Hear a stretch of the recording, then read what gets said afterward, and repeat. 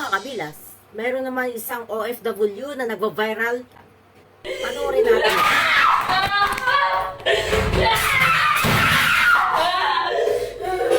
Hi, hi, hi! Alam niyo mga kabilas, sabi nga nila kapag nag-abroad ka, dapat higpitan mo ang pagsuot ng iyong sinturon.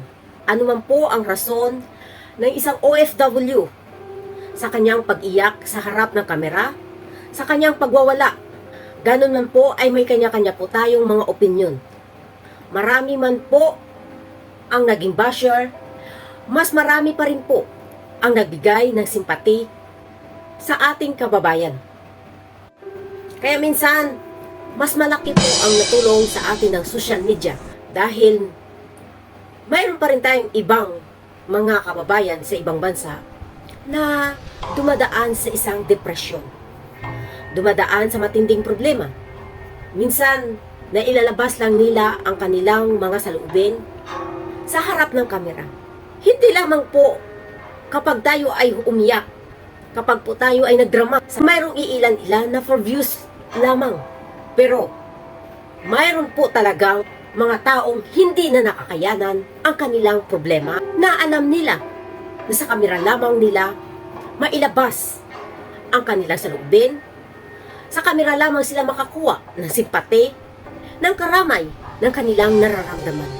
Lalo-lalo na kapag tayo lamang nag-iisa. Wala tayong makakausap, wala tayong mapaglabasan ng sama ng loob natin.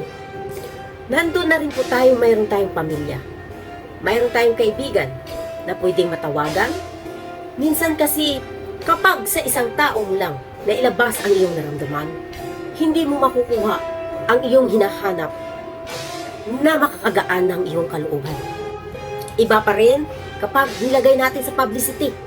Iba-iba man po ang opinyon ang ating maririnig, ang ating natatanggap.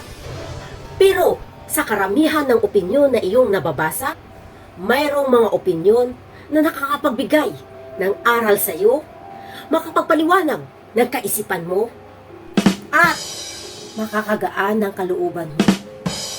Alam niyo mga kabilas, hindi po madali ang umiyak sa harap ng kamera. Hindi po madali ang magdrama. Pero ganun pa man, doon natin nakikita ang mga taong nakaintindi ng iyong naramdaman.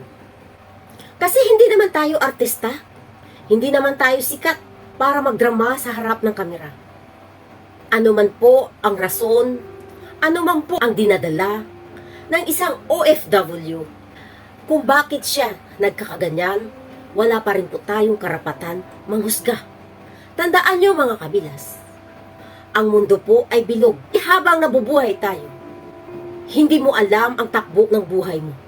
Hindi mo mamalayan, baka isang araw, nasa sitwasyon ka rin na nasa sitwasyon niya. Kaya anuman po ang ating nakikita sa social media, hindi po tayo pwedeng manghusga. Hindi po tayo pwedeng magbitaw ng anumang nakakasakit ng nararamdaman niya. Kasi, hindi naman po tayo parariho ng nararamdaman. May kanya-kanya po tayong lakas ng loob. May kanya-kanya po tayong kahinaan.